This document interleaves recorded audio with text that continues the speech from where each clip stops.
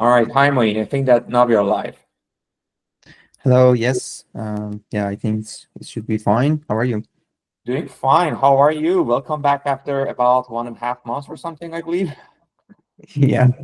All right. Yeah, I'm doing fine too. Yeah. Yeah, with me starting my residency, I believe things are gonna be a little bit more difficult to manage to have these meetings more consistently, but hopefully after these first few months pass, we can come up with a better schedule. But anyhow, I'm happy to meet with you again and very excited to start talking about all the AI related stuff that happened in between. Yeah, likewise. And I have a few things on my list that I'm excited to share with you and with the hypothetical audience. Awesome.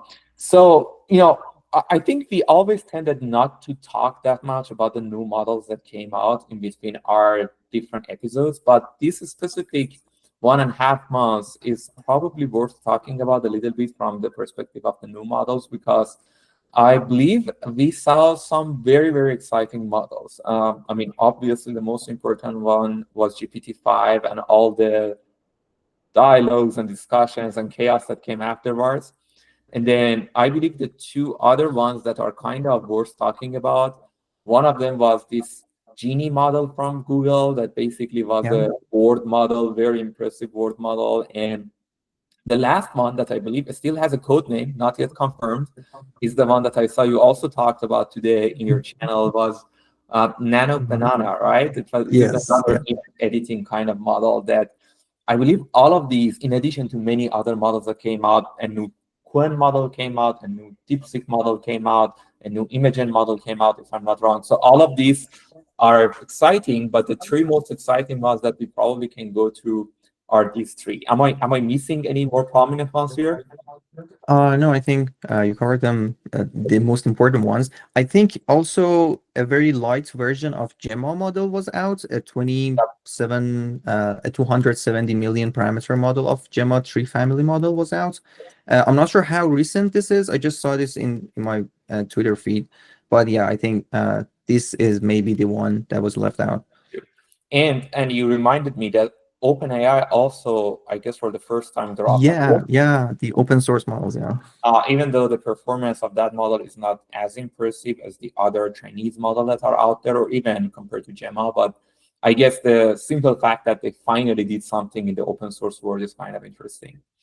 But anyhow, let's start talking about GPT-5. So Yeah. a lot of things happened. First of all, when it came out, the way that OpenAI announced that looked like that they are, basically putting a very firm step forward towards AGI, and that is how they presented that. But Yeah. I guess the very first day that it came out, the reactions were kind of mixed. And I believe they also made a mistake in one of the diagrams that they showcased, in which the numbers were kind of flipped, and it Yeah. was such a mess. But apart from that obvious mistake, that I don't think had anything to do with OpenAI, just probably just a mistake that was better not to happen, but nothing major. A lot of discussions started afterwards. The model's performance was crazy good in coding. I believe they basically released the model for free for about a week or so on Cursor, and I played with that a lot, and that was quite impressive. I would say in many instances better than the Cloud family of models in coding, in my humble eyes, and a few other people I talked to. In some instances, at least on par, not definitely worse. So the coding area, I believe, passed the bar. But when it came to talking with that model in the actual API of OpenAI on their website, as we usually use these models in our day-to-day conversations, there was a lot of concerns about how good this model is, or more importantly, if it is a better model compared to GPT-4o or not.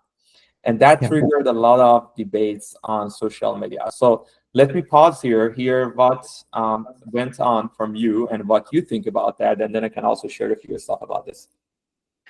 Yeah. I also watched the live demo of GPT-5, waiting for a very groundbreaking release of a new model that everyone was expecting for many months, not even if not years. And but what we saw in the demo was not something satisfying for what we were expecting, like the GPT-3 to GPT-4. moment that there was. And yeah, as you mentioned, there were discussions afterwards about maybe every of these AI companies are having a moment where they are facing this kind of like hitting the wall. Yeah. And that is common in deep learning community, people referring to the Gary Marcus article, deep learning is hitting a wall. And they were comparing it with the Llama 4 moments that Meta had a few months back. And also, I think other companies felt in the same way. And I think, yeah, it was very hyped, and it was kind of like overrated. I haven't had experienced it in coding, so that part I cannot probably comment on. But yeah, for everyday use, I actually see this. I had the pro subscription of, I mean the plus subscription of GPT, and also the Gemini Pro access. And before that, for everyday use, I was toggling around with GPT and Gemini. But after this GPT-5, I find myself most of the time using Gemini 2.5 Pro most of the time.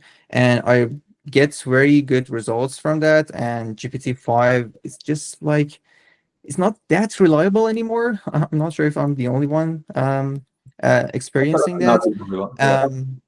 Yeah, and you always need to set it on the thinking mode. The fast version is just not as good. Even I think I myself prefer the GPT-4o over the GPT-5 normal version, not the thinking version.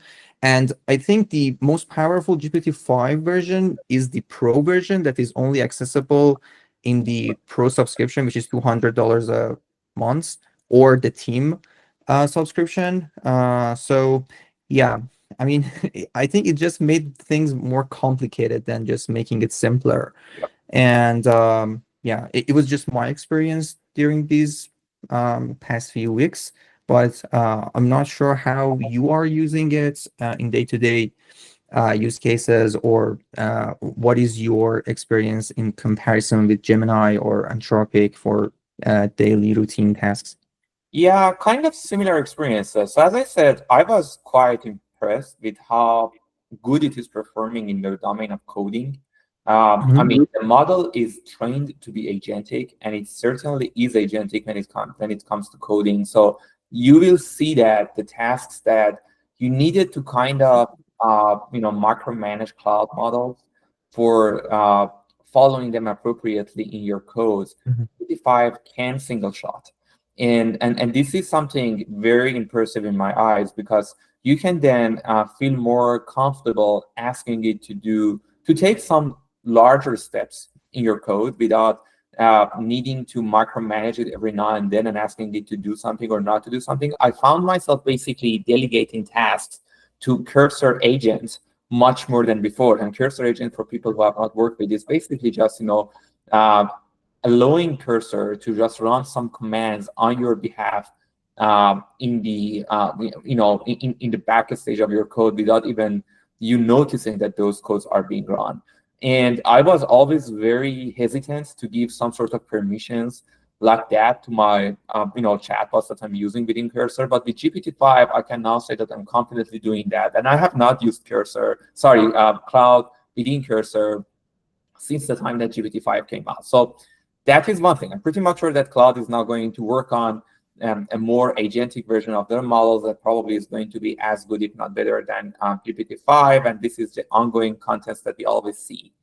But when it comes to day-to-day use, the very first thing that people noted on social media was that this model is not a single transformer. It's not a single large language model. So the entire GPT-5 interface on the OpenAI website is basically a router for routing user requests to different large language models, different versions of GPT-5 with different reasoning effort levels. So technically, if you go there and you ask it a very simple question, then probably the main model is going to reroute that to a very small non-reasoner model to answer you. And then if you're going to ask it a very difficult question, you probably are going to end up with a more sophisticated model. And some people say that the very bad first impression that this entire GPT-5 family of models left on people is because of this rerouting nature. So when you were dealing only with one single model, after a few weeks, maybe even after a few days, if you're using that consistently, you realize what kind of prompts are going to work better with this model. So basically adjust yourself and your tone of speaking with the model capabilities, and you probably end up getting the results that you like from the model. And this is what definitely happened with GPT-4o, because we had access to that model for a year or so, and then everybody worked with that. There were a lot of prompt instructions all over the internet. Now, all of a sudden, you need to deal with a family of models, each of which probably has its own strengths and weaknesses, its own specific training regimen, and then you probably, as a simple user, might not know exactly how to work with this entire family. So what happened afterwards was that OpenAI came out. They released some prompting manuals on the internet, how to work with these models, how to even work with them better in the world of coding. But what was very interesting was another branch of discussions that emerged from all this happening when people, started to mention their insatisfaction with these models. And that was about how much we get used to a large language model nowadays, and how much psychologically it is appropriate to look at these models as a day-to-day companion. And there were some very crazy Reddit posts that maybe you read them, that in which people express their emotions towards GPT-4o now being off OpenAI website. And that was very similar to a grief reaction that you can have when a close friend of you, when a family member of you is passing away. And that was crazy insane. And some people then came out and started to talk that this is not an OpenAI, this is not, or at least directly an OpenAI's fault of coming up with a model that's incapable, but more of the human's nature that basically just got used to having a day-to-day 24/7 companion that is now just gone. And I remember reading a post from a lady on Reddit who said that, I was talking with this model even much more than how I was talking with my, or my own fiance or boyfriend. And that was crazy, because they were saying that now this chatbot was everything for me. Just imagine having the entire movie Hair coming into reality. And those kind of discussions actually triggered a lot of thoughts in the community that, are we going through the right direction with these AI models? And you probably have also seen the recent papers that came out that tried to look at the brains of people who actually use these AI models in a day-to-day basis and compare them with people who didn't do. There was a very nice paper. Unfortunately, I don't have it here, but a friend of mine, Bardia, recently introduced that to me, that basically they were just comparing the fMRI of these two different sets of brains, and the brains of people who were actually using these AI models every day, were, maybe put it in the lay term, lazier in some certain aspects compared to the control group.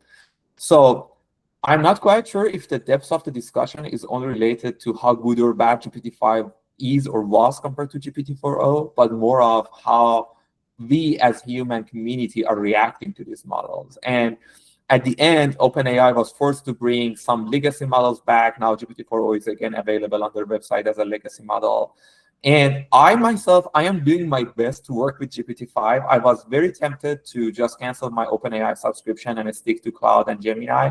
But when I read this discussion with Moein, and this is just a personal take of that, I thought that, no, I need to learn that these things are just tools. And if the new tools come to the market, I need to learn how to play with them. So it's not like getting used to them. I'm just trying to come up with better prompting strategy and trying to figure out how these models work, just to make sure that I am not falling into trap of getting used to having a 24/7 companion that is replacing my family or friends for me.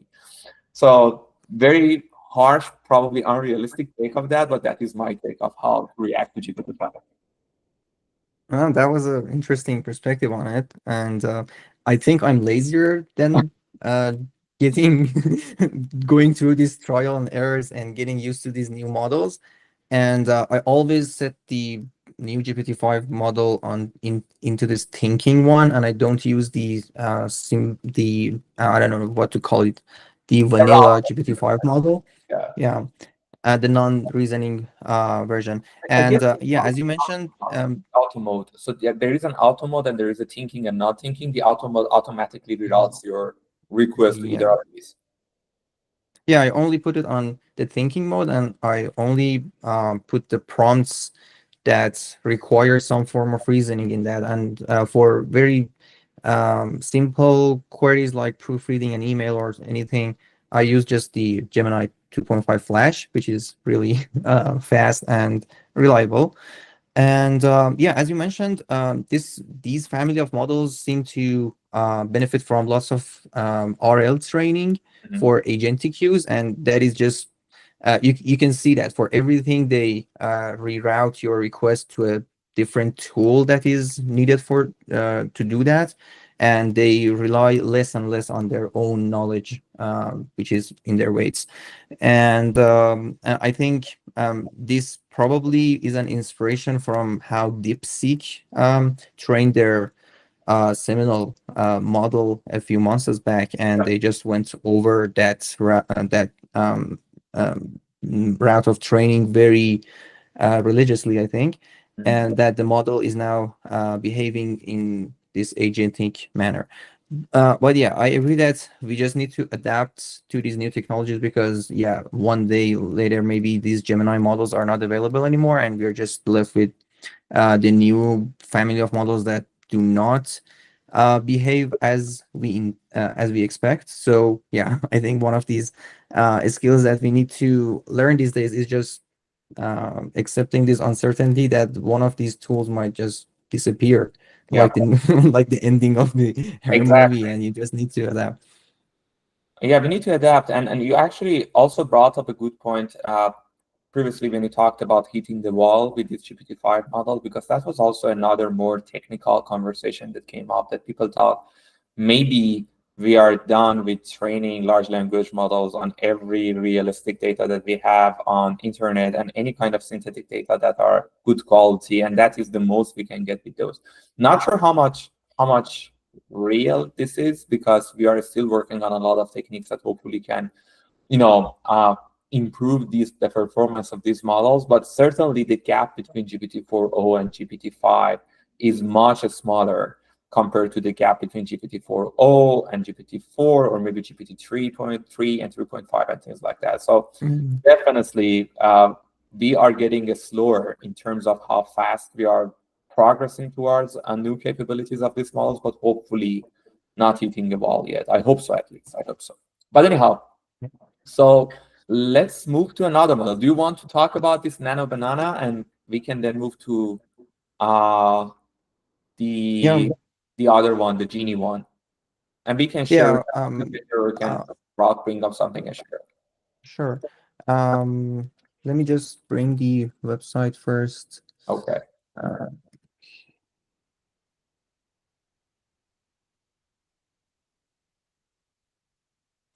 And while we are searching, also bringing and up Genie. unfortunately, I have used my credits, so maybe I can't do a Okay. live demo or You just want maybe show my to-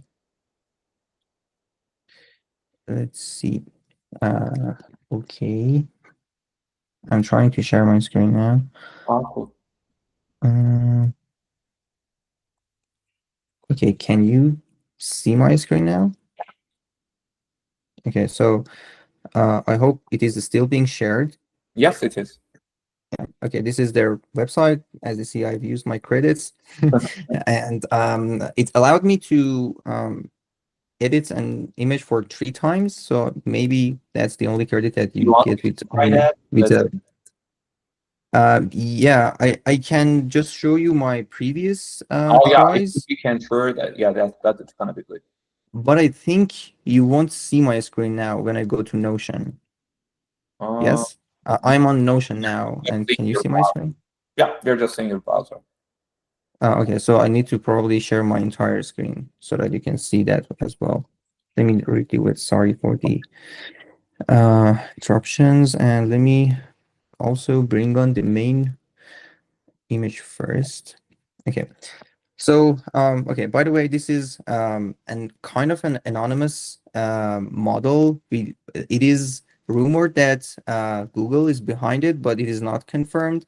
And this whole idea that it is by Google is just based on its release on LM Arena a few Okay. days back, and also some tweets from Google staff that they're posting emojis of banana, and people are saying that this probably is from the Google team and the Google product. So I just show you some of the outputs of this model. The good thing about this model is that it's very good at keeping the background and the context of the image and just changing what you have asked it to change. And it keeps the character, doesn't change. It does not kind of like reproduce the pixels of the person or the main object you're asking to modify. I think what it does, it's probably multi-step pipeline that it first probably crops the main object, then applies some changes to it, and then brings it back to the main background so that it is not kind of like looking generated.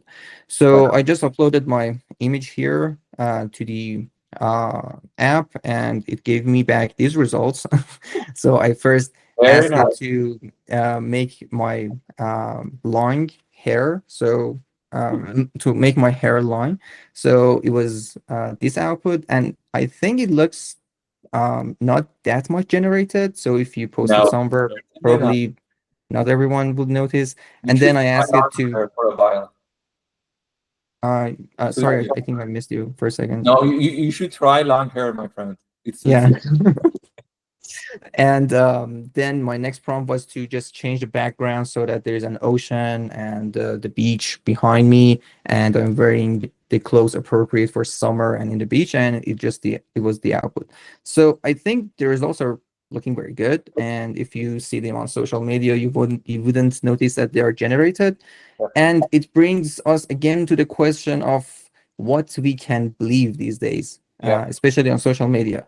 I think you've seen these videos, like the CCTV footage of rabbits going on the trampoline and jumping around. And one of these videos I saw on the Instagram with 10 million views, and this is Oh no my joke. I mean, you can just build a a page on Instagram with these sorts of generated videos and just get these sort of crazy amounts of views and the revenue it generates. And I think most of those people watching those videos would not notice that they are generated, and there were nothing in the caption mentioning that. And the cool thing was that my mother sent me one of these videos, and she was like, her mind was blown that have you seen this video? And I told her these are generated. But yeah, they're very realistic, so you probably can notice that. And I think if we see them today in the internet and social media, you can probably extrapolate this to the next 3 months, 6 months, and years, and probably there will be some time that we cannot distinguish what is real and what is fake. Yeah, exactly. I mean, every new one of these models that come out, they basically show us how much of a critical time we are in at the moment, because I believe these models, these new generative models, either image ones like the new Nano Banana one, or the video generation models like VO3 that is currently a state of the art, or the Kling models, I guess those are also great. So these have good use cases and bad use cases, and I guess good use cases are a lot to count. Say, for example, nowadays, I don't think that you really need that much of design skills to just get an image and try to edit it in a way that looks very realistic. Say, for example, the photo that you showed of yourself, if it was 5 years ago, and if you really wanted that change to happen in such a realistic way, then you probably needed to know a lot of Photoshop and spend hours and hours of time on that image. And who knows, maybe at the end, again, some sharp eyes could easily say that this is a Photoshop photo of you rather than a realistic one. But the thing is, nowadays, things like that are gonna be done very quickly. But at the other end of this, then there is all these question marks that rise when people share these things in social media without appropriately mentioning that they are AI generated. And you mentioned 10 million people liking that. Yeah, I mean, when you are just scrolling through your social media on Instagram or TikTok or whatever, I mean, it's just 1 second. You are not going to spend 10 minutes of time looking at every single pixel to see if you see, if this shadow is larger or smaller, or if this is real or not real. You just like it and you go forward. And somewhere in the back of your mind, you think that that was real, and then you go and you maybe share it with some people. And this is crazy. And I guess we lack a lot of regulations. We lack a lot of norms in our societies for things like this that are emerging very fast. And social media has certainly a lot of implications on people's lives, but imagine that these things could also be shown to courts as evidence. Imagine that these things could actually be used in order to blackmail people and in order to bring up a lot of thoughts and discussions that nowadays we don't even have on our minds. So very crazy time. And I believe the pace that technology is advancing is much greater than the pace that we are adapting ourselves and our communities to this new technology. But anyhow, yeah, at least from an AI standpoint, very cool technology. And I'm optimistic. I'm looking at the very, very positive use cases that these new technologies can bring up with themselves. Yeah, definitely. And thanks for diving into the implications it can have for the future. And yes, I'm also more towards the bright side of these technologies for the future. And I think the creepy parts could, at least I hope so, that we find some regulations, some ways to mitigate the problems that could arise with these technologies. And I think the time it saves, the costs it saves, and the improvements in efficiency and productivity of people is just worse. The dangers or any other downsides it might have down the road. So yeah, I hope we see this progress with every technology we can imagine.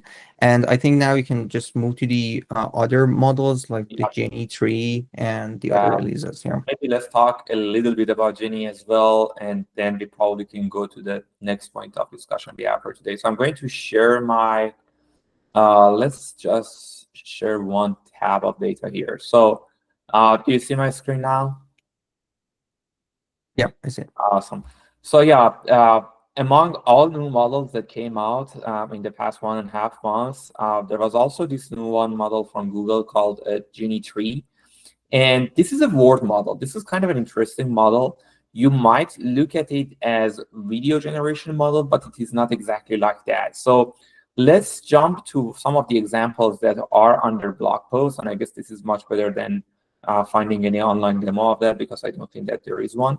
But anyhow, so what you see here is that you probably are just looking at a kind of a remote planet that you are just traversing through it. And this looks like a synthetic video, but it is not accurately a video. It basically is just an environment that you are generating, and you as the user have the capability to change the direction that the camera is moving. So if you look at the low left corner of the screen, you see that there are some arrows, like the arrows on your keyboard, that basically means in which direction the user is navigating their car on this planet. And depending on which direction the user demands the screen to show, then the new scenes are being generated and rendered and showed to the user.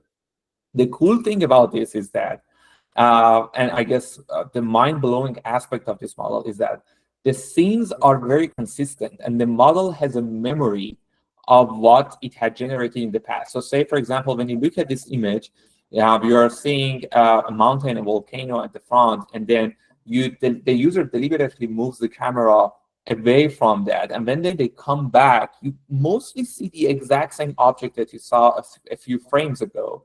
And the model remembers how the physics remembers how the objects were reacting in this screen, and it continues generating based on that. And this is something that you could see in all different examples on their website. And in addition to that, definitely we should mention how good looking these videos or these virtual models look like. They are like basically data coming out of Unreal Engine 5. So very realistic. And I believe we can easily think about the different implications that such technology could have. I mean, obviously, you could think of using this entire technology for video games, or for any kind of VR technologies that we want to work on.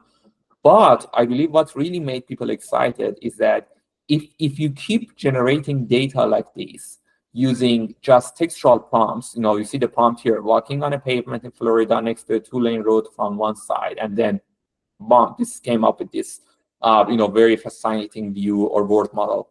Now, if you can just come up with some prompts and then have this model generate these scenes, these word models, these virtual words for you, then it technically means that you have unlimited training data for future image generation or video generation models that you want to train. So back to our point about hitting a wall, the things that make me hopeful that hopefully we are not going through any walls is that we are not also reaching new milestones in terms of the synthetic data that we can come up with. And this training model is for sure one exemplary instance of such models.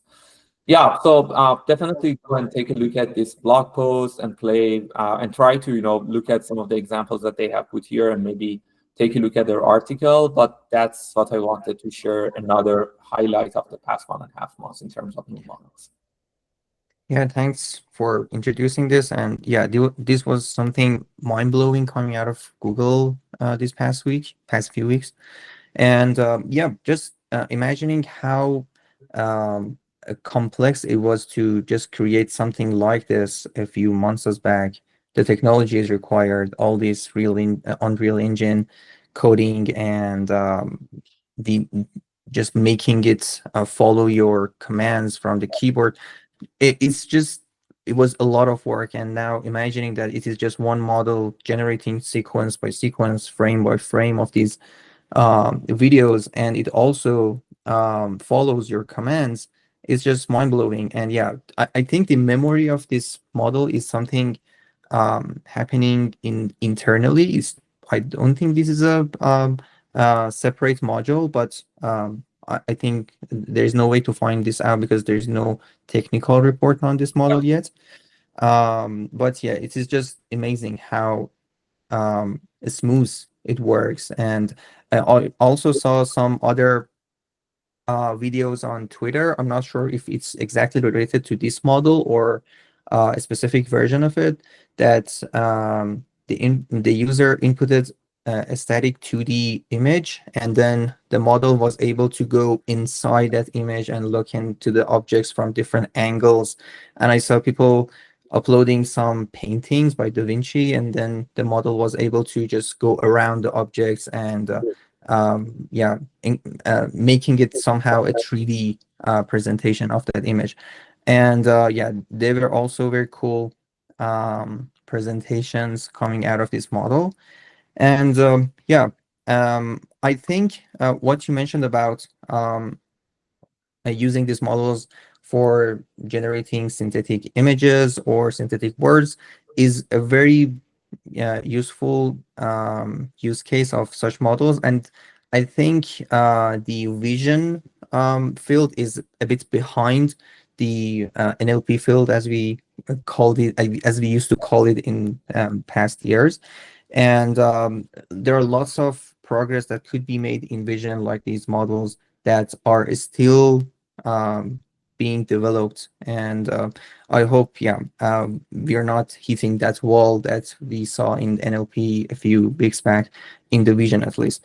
And yeah, it is very promising that we are still seeing this progress in this field. And I think there's also a lot of room for improvement after release of these models, because as you mentioned, these such models enable training even greater and more powerful models, given how much synthetic words and images they can create.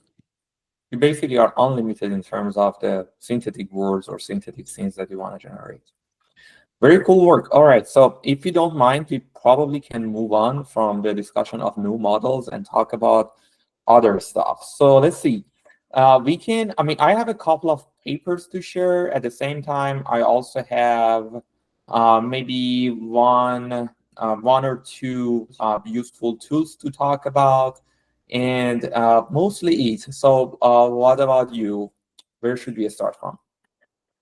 Yeah, feel free to start with what you have on your list. I think I'm in a similar place. I have 2 or 3 papers to share and 1 or 2 tools to talk about. Gotcha. So then let me do something. Let me go ahead and share these 3 different papers that I wanted to talk about.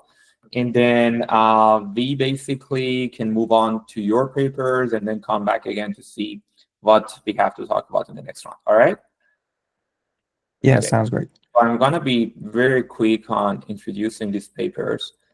Let's start with this one. This is Dino V3. Again, the blog post is here, but I believe they had a technical report, if I'm not wrong. Hopefully I do, but anyhow. This is a self-supervised model from Meta. So basically, if you are familiar with the Dino family of models, these are, technically image-based self-supervised models that aim to learn the maximum possible insight from a large cohort of input imaging without necessarily having the ground truth labels for that. So that's what the term self-supervised here means, meaning that you don't have the labels, you don't want to spend the time and effort to go ahead and label every single image you have, and instead you want to just use a very, very large set of training data and then try to train a model on that data and learn the maximum insights out of it. So Meta and I believe Jan Lekun's team have been working on this for a long time. We had Dino V1 and V2, which both of them were kind of interesting self-supervised models.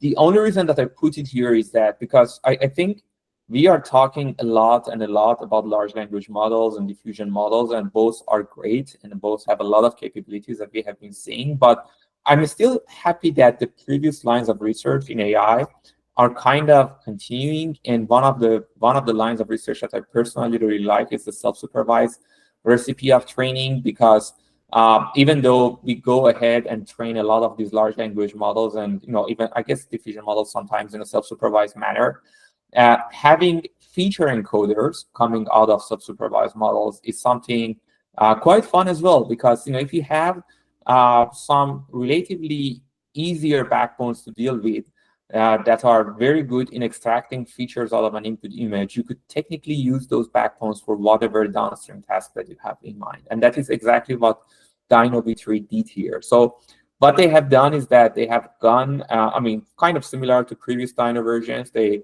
trained, I believe, a VIT on a very large corpus of data. This current version of the VIT that they trained, if I'm not wrong, had around 7 billion parameters. And then what they did was that they trained this model using some new techniques. And then when they had the frozen backbone, when the backbone was trained, they just froze that and then used the features that the Dino V3 extracted out of an input image and then use it for training some separate heads that could do now different classification, segmentation, or detection tasks. And what they show is that only using these features that come out of a frozen Dino V3 encoder, very small heads that they fine-tune on top of those features can outperform a lot of the models that are specifically trained for those certain use cases. So basically, you can have one model, one set of features, and then some very, very small heads just fine-tuned for your use cases, and probably your entire pipeline is going to be more accurate and better compared to the previous task-specific or narrow-focused models that you trained before. They have shared some data here. In some areas, their model is not the best, but definitely most of these areas among the best. Say, for example, on ImageNet classification tasks, they are 0.1% behind the SIG-LIP model that was the previous state-of-the-art in this family. But in a lot of other tasks and in a lot of other benchmarks, they are doing a great job. So self-supervised learning is not just limited to pre-training transformers on a lot of text corpus of data or pre-training diffusion models, but basically it can still be used for training encoder models, and then fine-tuning that encoding model or different heads that come on top of that encoding model for certain tasks. this is one paper that I wanted to talk about. So I pause here, Moein. If you have any insights to share about this, feel free to go ahead. Otherwise, I can move on. Yeah, thank you for sharing this. And yeah, as I'm also feeling this in the same way that I really liked this line of research back in 2019, 20, that was very hot topic. Like all those Sinclair, Clip, and Dino models were coming out, and um, we were used to seeing these tables in these papers that were comparing the new method to the method from 2 months ago, and it was like a race there. And I think it just went a bit slower because the training runs were becoming much and larger and larger. But I think most of the methods converge to one or two methods. I mean, these days probably no one is training Sinclair models anymore. We either see these Dino version models or the Siglip or the Clip, and Siglip itself is kind of like an advanced version with lots of improvements from the Clip model. Um, it is very this line of research is I mean, obviously very important. Self-supervised learning is what enabled large language models in its form that we are familiar with today. And in image, I think it is again a bit behind the area of large language models, but as we see, there are still people working on it, and it's really promising that this line of research is not abandoned. And I think also for the medical imaging, this is a very important line of research because, again, in that area, we don't find larger scale data sets with ground truth labels, and it would be great if we can use this sort of methodology to train models without those expensive and time-taking labels that maybe one or two institutions only have access to. So yeah, very important paper, and I really like to dive into it. And is there accompanying technical reports with it? So they have shared their training code and backbone. So I hope, yes, there is the paper there. Yeah, I think this should be a very interesting read as well, and seeing how this line of research has progressed over this time. Yeah, thank you for sharing, and I think it just holds a lot of promise. Perfect. Then let's move to the two other papers that I have that fall more on the medical side of AI, and they are technically two different kinds of paper with respect to the extent of the research done. And I believe both ends of this spectrum are equally important. And I just wanted to introduce both of them so that we can talk about the different lines of work of research that people can do and are very impactful. So the first one is one of those, papers that came out of a large group and, introduces a foundational model. And it's kind of an interesting paper because it reiterates an older paper that I believe we talked about 2 or 3 sessions ago. So if you remember, there was a nice paper that came out and talked about how we basically can train a large language model on the sequence of events that happen in a health institution, such as a hospital, for example, and try to predict the future of patients. And this is kind of similar paper. So this paper has come out of Epic, Microsoft, Yale School of Medicine, and a council that they named Cosmos Governing Council. I guess Cosmos is also the name of the data set that they have put together, and it's a massive data set. So what they have done here is kind of interesting. So basically, they are introducing using Epic Cosmos, so basically using the data that is available within Epic. And Epic, for those who don't know, is basically the one of the very famous electronic health record vendors here in the United States. A lot of hospitals are using that. So it basically has the data for patients going to many of these different hospitals across the state. Now they have used the Epic data to put together a data set with medical events from de-identified longitudinal health records for 16.3 billion encounters over 300 million unique patient records from 310 health systems. These numbers are hard to digest. I mean, these are crazy large numbers, right? 300 million unique patient records. So basically, they have gone through a lot of patient records and put together a very nice data set, and then they train the data set on top. They train some models on top of that, and the model is named Cosmos Medical Event Transformer, or COMET. And I believe the name of the data set is Cosmos, if I'm not wrong. And this COMET model is basically a next event predictor model. So like how we refer to large language, the routine large language models that we see as a next token predictor. These are also kind of next token predictor, but imagine the tokens to be then from the type of the events that can happen for a patient in the hospital rather than from the kind of ward. Very nice illustration of how these models work here. So you can see that they have the longitudinal healthcare data coming out of Epic, and they basically have tokenized different events and different occurrences for patients throughout their stay in the hospital, or maybe throughout their multiple admissions. And things like, an office visit is a token, clinical signs and presentations like fatigue, hypertension, diabetes, these are all different tokens, from diagnosis type. Labs that are ordered and labs that are basically come back, the results of those orders are different kind of tokens, medications as well, and all of these. So imagine that you have tokenized these things for different patients across a very large data set. And then you go ahead and you train a transformer on top of this chain of tokens, as we are nowadays training large language models on tokenized words. And then what you will end up with is basically a transformer that can predict the next event happening for a patient in the future. And then what they do is that they come along and they use the future predictions of these models for understanding what else is coming up, and what diagnosis the patient might have, or what risks they are at, or what medications might be started. So kind of nice understanding, or maybe a glimpse at what the patient future might look like. And then they go ahead and try to evaluate that with different versions of the model they train, and they try to compare it with the actual occurrences of these events for the patient.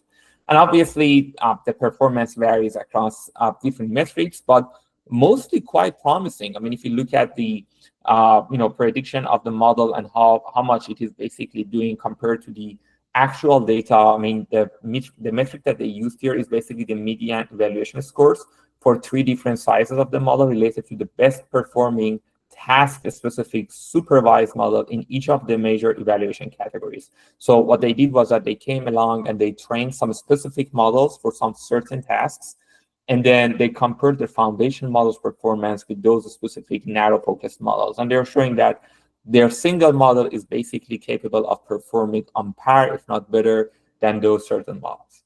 Obviously, this is a baby step. Despite the promising performance, there are lots of limitations that writers also talk, but the authors also talk about of these, like the limitations that these papers have. Most important what that comes to mind is basically tokenizing a lot of continuous events that happen for the patients in the hospital.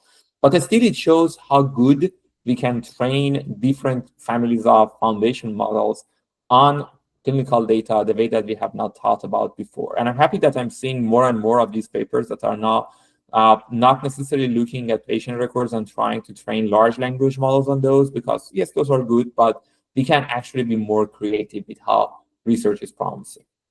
So I pause here. This is on one end of the spectrum of AI clinical research or medical research that are in the scope of building foundational models, big research teams, big output, and a lot of compute that definitely has gone through putting together this data set and training a model on it. And in the next paper, I want to discuss some more the other end of the spectrum, basically a paper that is now much more focused on a certain problem and tries to address that. But let me pause here and hear your thoughts. Yeah, very interesting paper, and yeah, the numbers are just crazy. I'm not sure what sort of data sets they use that they can just store these amount of patient encounters and then be able to pre-process them and train models on. This is a very significant engineering work in itself, as well as the scientific part of this.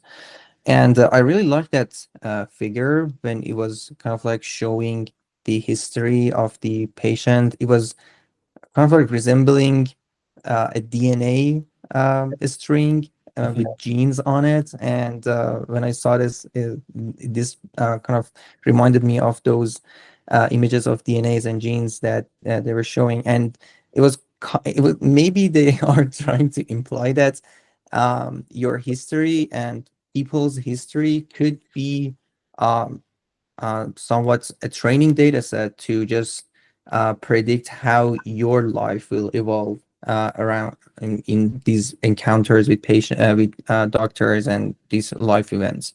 Exactly. And it's a kind of like a dark maybe view on life, but Yep. I think, yeah, having access to these vast data sets, and I think this is something that lots of sci-fi movies touch upon, that yeah, there will be these large data sets that only some institutions have access to, and they can predict your life events before they happen. Yep. I think we are seeing these in action in these years, and yeah, being able to predict what next events will happen in your health life is not an easy task. I mean, the probabilities and what can happen are just to the roof. I mean, anything can happen, and these models are able to predict what comes next. And if again we just think about how this technology might end up being in the next 6 months and years to come, I think it will be and you can also imagine this sort of data being combined with other sources of like imagings and the I don't know, the other omics that we humans have and are registered in the probably some database somewhere. And it's probably gives these models a more holistic view of what is happening in that person's life. And I think this is a very cool way to how to tokenize the life events, and I think it just holds a lot of promise for the future. The whole medicine, I think, is going to be changed in just a few years. That's a few years. I agree. I mean, the main problem that I guess we have at the moment is that we as humans, or as patients more specifically, have a lot of footprints in different places. We have our genome that one can come and try to map it and imagine that those genes could also be some tokens. We have our healthcare admission records, such as the one that this paper has collected. We have our lifestyle or daily life interactions records that probably, I don't know, our smartwatches or our computers are recording. And imagine that if somebody comes and pulls all of this together, then that would give probably a very accurate understanding of what kind of people or what kind of patients we are, what our lifestyle is, what our health record is, what our genomes are, and then if they try to come up with these kind of foundational models trained on that massive data, then they're going to be very accurate about predicting a lot of the things that can happen in the future, which is both scary, as you said, and at the same time, it might be very beneficial, at least from healthcare standpoint, because that is probably going to be the most accurate projection of your future health that you could have compared to any other things that we currently have nowadays and we are using for helping our patients. So interesting work to go through, but again, very baby steps. So we need to see more and more of these works to come out. I'm happy that they are basically, they put together a data set for these, and that data set itself could be used.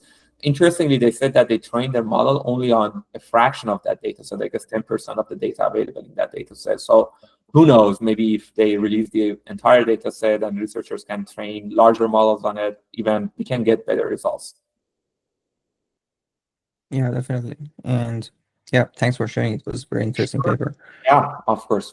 So let me quickly talk about another paper. This one is going to be super quick. The only reason that I'm bringing that up is that I thought it's a very small, cute paper. So the title of this paper is From Dictation to Diagnosis, Enhancing Radiology Reporting with Integrated Speech Recognition in Multimodal Large Language Models. Long story short, this is a much smaller study, and it basically does not have any technical nuances like the one that we just talked about. It's a very simple study in which researchers addressed a very burning point, a very burning problem of a day-to-day of the day-to-day tasks of a radiologist. And this was not clear to me personally until I started my own residency, because when you go to these radiology workstations, I mean, almost all of us are working with these Microsoft Nuance dictaphones that we basically use for dictating what we want to write in our reports. And Moein, these dictaphones are terrible. I mean, they are the worst thing that you could see in your life, because they basically misspell everything. They do not really understand what you are talking about. And definitely, I would say at least 10 years behind from what the technology of speech-to-text is nowadays. And still, they are widely used. And it's not a matter of us being non-native English-speaking people who basically have trouble with those. I actually have seen a lot of native people who also run into frequent problems with those devices. And it's crazy that we now have this very nice technology here that we are using in our phones from to just basically translate or to transcribe our speech into some formatted text and even proofread that before we see the text. And we are not using that technology in the hospitals, or at least in the radiology workstations. And they did something very easy. They basically used, I believe, two large language models, GPT-4o and Cloud Sonnet 3.5, and they did not even train them or fine-tune them or align them. Basically, they just used the out-of-the-box version of these models, the speech-to-text format of those, and they basically asked two radiologists to go ahead and try to transcribe what they do in a day-to-day manner. Obviously, they thought about the patient de-identification and things like that, but then they went ahead and compared the overall quality of those reports with the ones that came out of the regular conventional Microsoft Nuance devices. And as you could easily imagine, multimodal LLMs generated much higher quality radiology reports based solely on minimal audio input with greater speed, fewer corrections, and reduced cost compared to conventional speech-based workflows. So what I wanted to showcase with introducing this paper is that not all the research that we see nowadays in the world of AI and healthcare should be as sophisticated and large scale as the developing a foundation model and promoting that by collaborating with Epic or 300 different institutes. No, some of the research would actually be much more focused on day-to-day issues that people are facing, and probably because those are the kind of problems that only people that are doing that job understand. Not too many technical people are aware of that, or from the engineering side are aware of that, or basically they do not prioritize those problems, whereas those small problems could still be very impactful.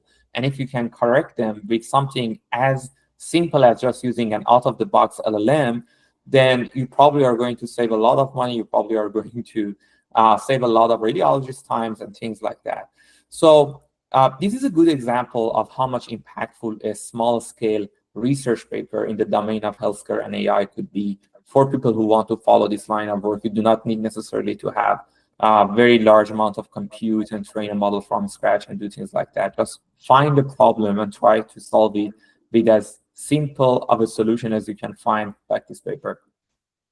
Yeah, and I do really agree with your conclusion about even working on these, maybe we can call them smaller scale models, but highly useful in practice is much more logical than investing millions of dollars in training some foundational models that maybe get outdated very soon and need retraining very often. And like in our private conversation before this meeting, yeah, maybe the engineering teams do not exactly know what are the projects that have the most impact in clinical works, and they tend to work on very highly technical projects that satisfy their own desires in training and being very complicated, and that is definitely fine, and we need those. But yeah, some areas like this just go kind of like missing, and we don't have very good models deployed in clinic for them. And I was also going to ask you, what do you think are the other reasons that this is happening in clinic? Is it because of probably the regulations, the FDA approvals that maybe delay the deployment of better technology in this area? Maybe there are some companies that they don't allow others to enter this. What do you think are other factors that contribute to this problem in the clinic? Yeah, so thanks for this question. So first of all, I think this paper itself talks about some of the implementation barriers, and you know, and people can go through this and read their perspective. My take, Moein, is that yeah, all of those things that you said come into play. First of all, when you have a new technology that you're going to use for a task like dictating that comes into the day-to-day tasks of some certain medical groups, then you need to have an FDA approval for that. And the second thing is basically the matter of patient data privacy and the HIPAA compliance nature of these, technologies that you need to use. So say, for example, if I'm going to use my mobile phone application for dictating the radiology reports that I'm, writing every day. So what is wrong with that? The very first thing that is wrong is that I'm just putting patient-related data in those reports, and those reports are not necessarily always anonymized. And what happens is that then, those kind of input, the voice that you are putting there goes to OpenAI servers or any other commercial provider server, and then it comes back. So you are sharing some private data with some commercial entities that you do not have the permission to. Another thing is that you need to think of some infrastructure for easy integration of those tools into the day-to-day workflows of physicians. So, for example, when we are dictating a radiology report and an imaging report, that entire software for dictation has a lot of integration with the PACS system that we are working with. So there are a lot of times that I do something on my PACS and a few stuff pops up on my reports, or maybe from my reports, I do something and then I come to certain view of an imaging in my PACS system. So it's not like that you need the model. You need the model, but on top of the model, you need to have a very good software layer that integrates with the other software that you are working with in a daily basis. So, it's just a matter of people working on things. You need to have some people who prioritize this issue and try to come up with software that are HIPAA compliant and that can integrate with other solutions that practitioners work with as day to day, so that it can be used in real practice. There is a gap that probably is not that technically difficult to cover from moving to move from a research perspective like this one to a real patient side perspective, like how we are dealing with these radiology reports every nowadays. So I would say, and obviously there is also a matter of cost, right? I'm pretty much sure that hospitals are already paying a lot to whatever dictation software that they are using, and some of those contracts might be in this long-term contracts. So it's not easy that you can go ahead and switch your entire infrastructure for dictation overnight.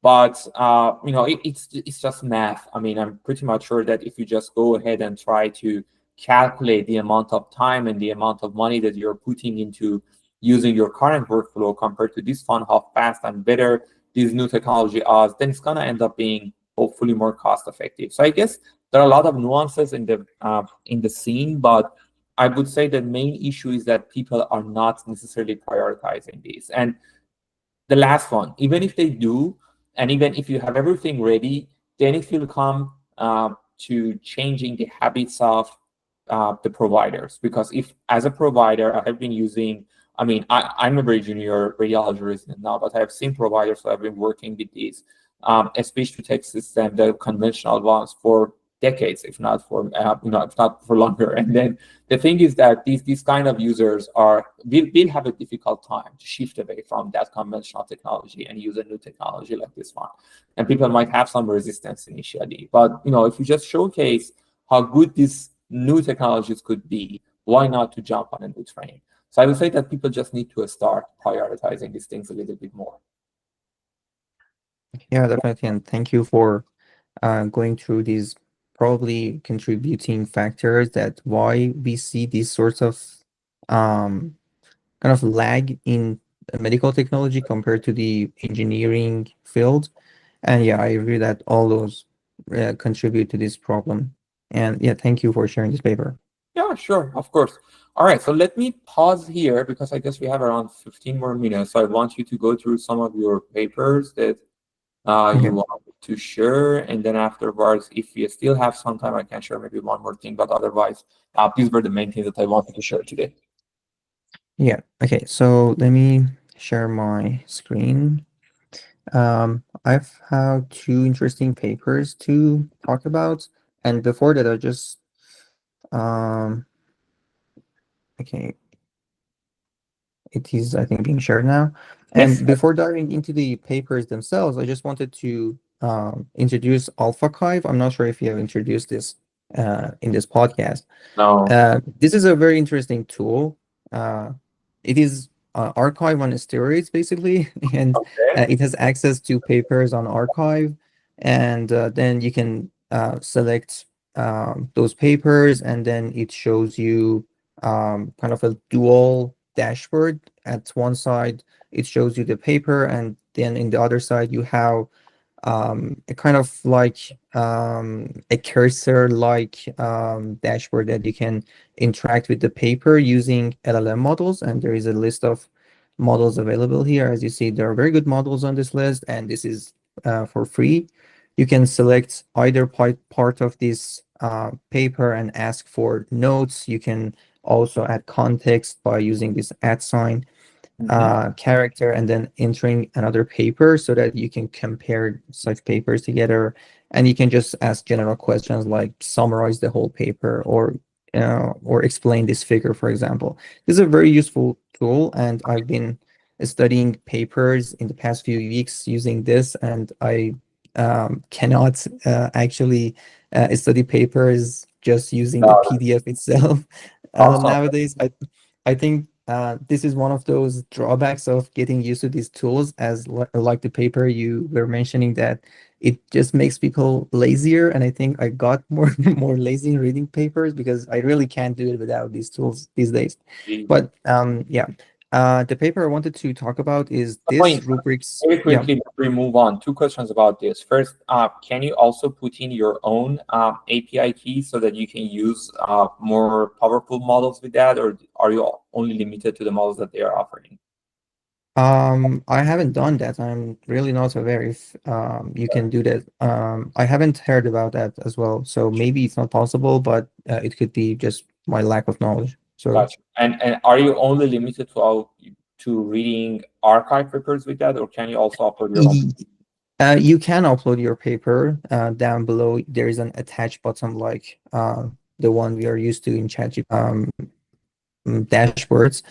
But yeah, it comes kind of like it could become difficult if you see a paper not on archive and you want to use the same tools, because when you attach a paper, you just lose the ability to select some part of it and Oh, I to see. point to a figure.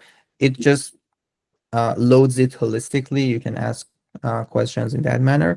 So yeah, maybe this is something that could be added to in their next releases. But it is a very useful paper, by the way, Very useful. tool, by the way. Yeah. Yeah. So okay, this paper.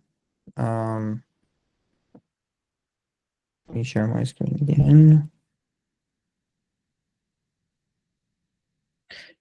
And the problem is that I'm using Safari as my browser, and when I switch to another tab, I lose um, the floating window that was showing our own And videos. So your camera picture also freezes when you switch, but I guess oh, we need to deal with I that for now. Yeah.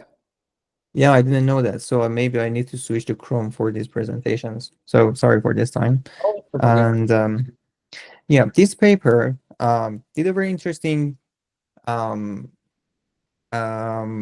introduce a very interesting methodology on how we can verify some of the answers to open-ended questions like medical questions in a way that gives us some objective loss function so that we can train models on. And as we have discussed in the previous episodes of this podcast, especially the episode on when DeepSeek was released, the thing that's made training of those DeepSeek family models very scalable was using this loss function that was dependent on reinforcement learning, and also specifically for math questions and coding questions, because those were the two domains that had very easily verifiable answers. And the authors of that paper and that model used questions and data sets on math and coding with their accompanying ground truths, kind of like labels. And if the model was able to solve that task and come up with the correct answer, and they were easily verifiable answers, then a reward was given to the model, and it easily made it trainable on these larger scale data sets. But for domains like medical questions and these data sets that do not have like right or wrong answers, and there is a whole set of answers that comes between right and wrong, there is this problem how to objectify kind of like these loss functions.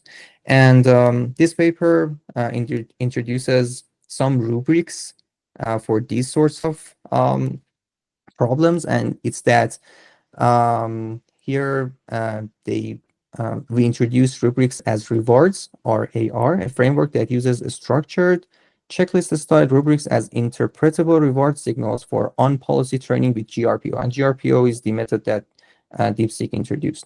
And it's interesting that the main data set they work on is this health bench, which incorporates medical questions. And here is a good figure on how the method works. So, for example, for a case presentation in the data set, like a patient presents with some signs and symptoms, what is the most likely diagnosis? There is no right, or let's say there is no 100% right answer or a whole wrong answer. There are lots of things in between, and how to objectify these answers and train the reward models on these sorts of question answers was a big problem, and I think it still is. The thing that this paper proposes is coming up with this rubric criteria so that some LLM or some group of experts can introduce these themes here, like what is the essential thing that the model needs to answer. It should come up with some diagnosis. And what is important, it should link some key signs in its answer. What is important, it should note some, I don't know, quantitative finding. And what are some optional things that the model should mention. And this rubric and the LLM's answers to these topics go to an LLM judge, and that comes with a reward. And in this way, they objectify the answers to these questions, and then they train RL models on it. And I also used Alphaive to summarize this paper, and I just wanted to show you how nice it looks when you, for example, select this formula and ask it to explain this. And yeah. That is cool. Quick question. So this kind of rubric that they are using for rating the LLM response, is that something that the researchers or others should come up with themselves, and it's kind of a manual rubric that it is keep constant across the entire training, or is that also something dynamically generated as the training goes on? No, I think they come up with these rubrics only once, and as far as I remember from the paper, the first version of these rubrics are generated using LLMs, and then the expert group goes through them and refines them if necessary. Gotcha. But as far as I remember, they are fixed during training. Gotcha. And But LLM is used to score the LLM, I yes, mean, the in training LLM output against this rubric. exactly. Gotcha. And it was also mentioning a comparison of whether it's better to give a continuous reward to either of these rubrics, or just to or it's just better that the judge LLM comes with a holistic score for covering all the criteria. And they found that coming up going with the latter approach is better. The holistic approach works better, and instead of just giving a score to either of those criteria and summing up all the scores. And it was something I think necessary that we were looking for um, all these Yeah. years that these LLMs are being trained. And they were also comparing it with the RLHF, and they found that it's much more efficient to do it this way than to just make comparisons of which one is better between these two answers. And yeah, I think this also holds promise for Yeah. It's kind how of these models are verify. going to be trained. Yeah, Yeah. this kind of, I mean, makes a scoring of non-coding, non-math problems more verifiable through rubrics. You still need to create that rubric, though. I mean, that is probably the bottleneck. But as far as you have that rubric, then you probably can train a very nice model using RL. Yeah, and yeah, they were just trying to give some score and numbers to the things that are not easily verifiable, like those answers in math or coding. And I think this is the closest thing we can get to in this domain. But of course, it probably lacks lots of other perspectives of the answer, like is there a bias in the models regarding the race or any other thing? And the rubric that you choose finally affects the behavior of the model, and the perspectives that are missing in that rubric probably go unnoticed when the final model is being used. Got you. Very interesting one. Thanks for sharing.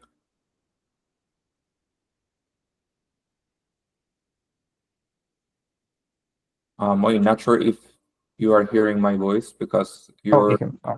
okay. Yeah, I wasn't here. Yeah. Let's go to the next one, and I'm opening the page.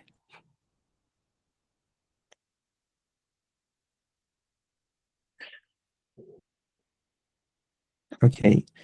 So, yes.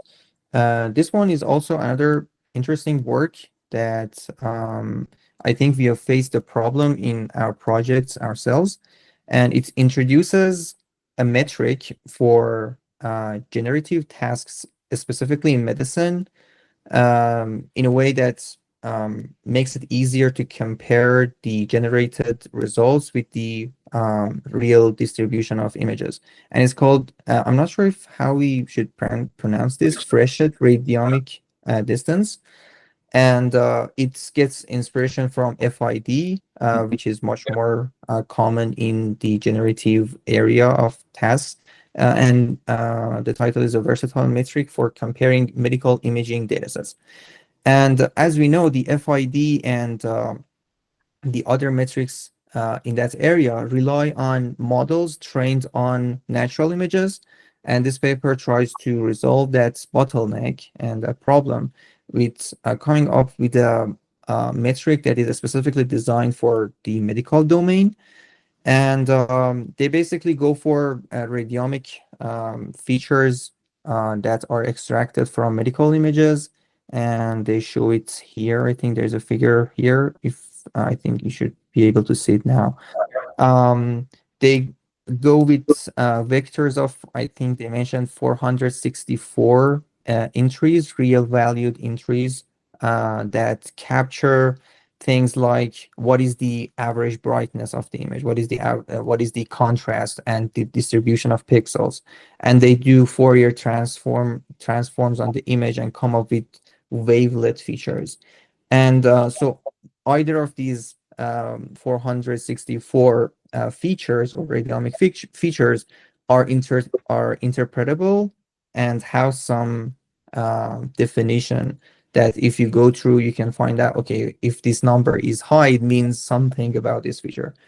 And then the generated images go through these filters to come up with these vectors, and also the real distribution, the images from the real distribution go through the same filters.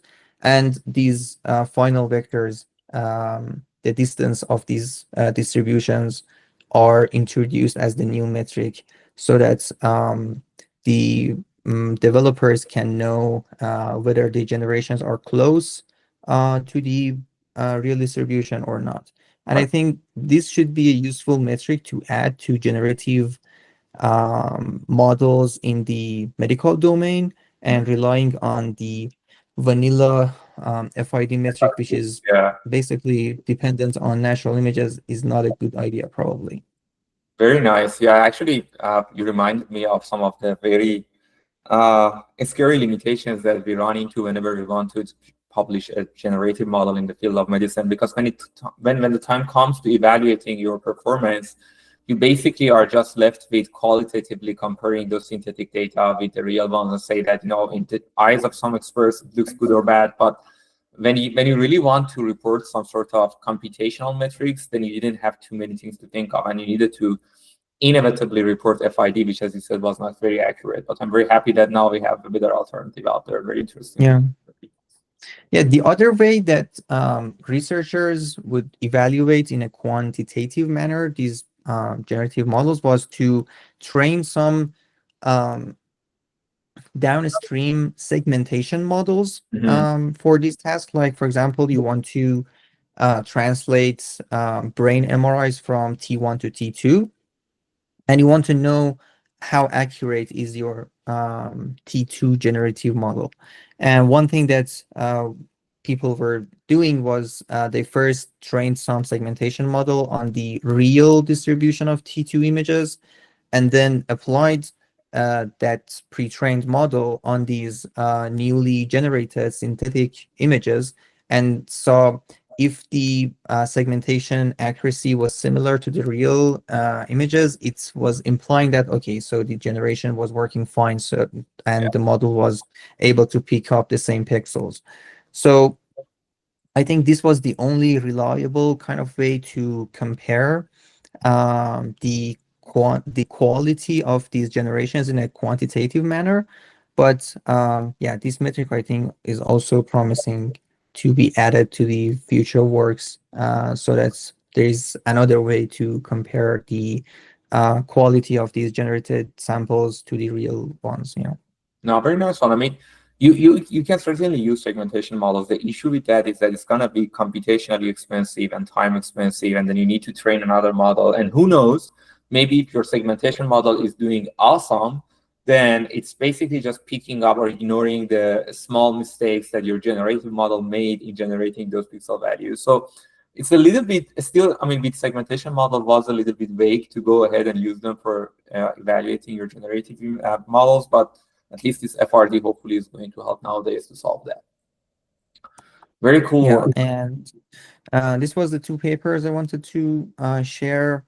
There is a tool I think you also encountered, and I think you posted also about it, is RadExtract from Google. I wanted to present, but go ahead and share it, and we can talk about that one, and then probably close the session today.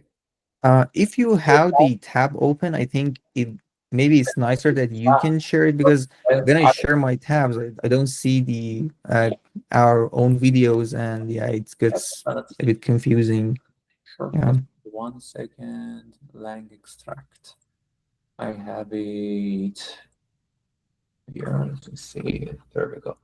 Okay. Are you seeing my browser now?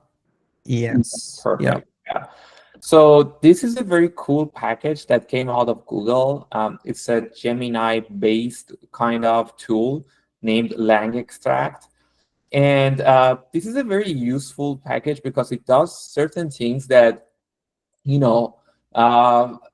were kind of off our radars for a while when these large language models, when this new generation of large language models came into existence. So before these recent advancements in large language models, the world of natural language processing was full of models that were proposed for running tasks that are that were and still are very critical, but they were not as complicated as predicting the next word that you expect the text to have. So say, for example, you wanted to extract some sort of specific keywords from a text, or extract some specific semantics from a text. Say, for example, you wanted to read a review and understand that if that review is positive or negative, or any kind of tasks like that for which we had conventional natural language processing tools. And after a while, models like BERT came into existence that we could still use for the same purpose. But those tasks were a little bit trickier to handle using the nowadays modern large language models, because you needed to engineer, you needed to put a lot of prompt engineering effort into your workflows, or maybe even come up with some sort of creative ways to ensure that the large language models you're dealing with is giving you a very structured output in a way that you like it, to apply it to those kind of traditional natural language processing tasks. But this new package that Google came up with, LangExtract, is basically just trying to give us all those simple solutions that we had back at the time of BERT and other NLP tools, now on a steroid, on basically using the new modern large language models. And it's still very easy to get the exact same sort of a structured output that you expected from those old tools. So it's a very simple package, and it works quite nice. So basically, you just need to install LangExtract. It's a Python package. You give it a prompt. You can easily go ahead and give it some examples. And you basically say here you want to, maybe extract some attributes for the characters that are in the text.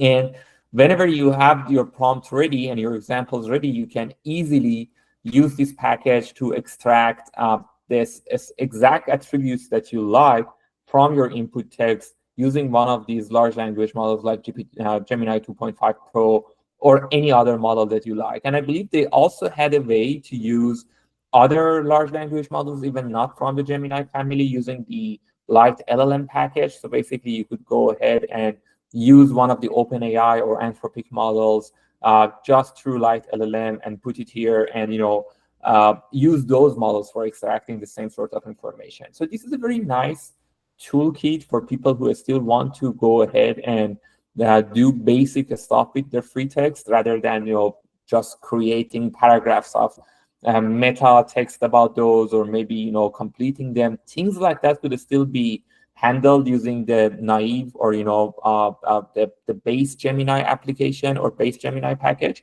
But this package basically facilitates a lot of the regular NLP tasks, and it also gives you this nice HTML demonstration or visualization of the entire task that was just done by this package. So say, for example, if you wanted to extract those attributes, now you can see that within this nice visualization, you can see exactly which parts of the text the 2.5 Pro model picked up for you, and then you can easily go ahead and share it with others, or maybe check your model's performance. So it's a very flexible one. It's a very useful package that is easy to learn and easy to work with. And I believe it's kind of open source as well, so you probably can find out, you can probably find out the entire repository of that on GitHub, go through the source code, understand how it is working, even fork it and try to modify it as you like, and then get the most out of it. But very nice, a small addition to the family of LLM-based packages that we had out there for Python. Now, this is going to be super useful. Yeah, and when you were mentioning that paper on dictation of radiology dialogues, I was also reminded of this project.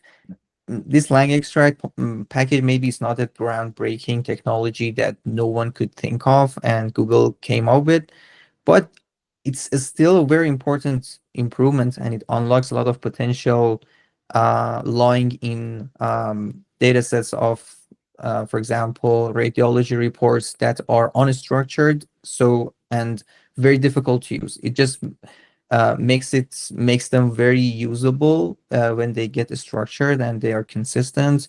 And the models trained on these structured data sets will benefit from such tools. Certainly. And it's kind of like something happening in the background of things for pre-processing of data sets that people may think less of, but I think this is a very important tool that does this structurification of these very noisy data sets in a reliable manner. And this was lacking. I mean, everyone in the machine learning field had his or her own ways of coming with these structured ways, and there was no consistent standardized tool for this. But now I think we have something very reliable Yeah, to it's work much with. easier. It's much easier, much more reliable, and again, it's open source, so people can go ahead and add their own kind of modifications to that. I guess it has been forked for around 900 times so far, so there are 900 different versions of this available. But usually these packages that come out of Google, they work quite fine, even out of the box. So hopefully people can use this in their different projects, but a very nice addition to our arsenal. Yeah, definitely. And I think the most important things I wanted to talk about are we have talked about, and there's only just this Welch Labs YouTube channel I wanted to introduce Oh yeah, please. that yeah, produces very high quality videos on basically many topics. Let me just share my screen. Okay.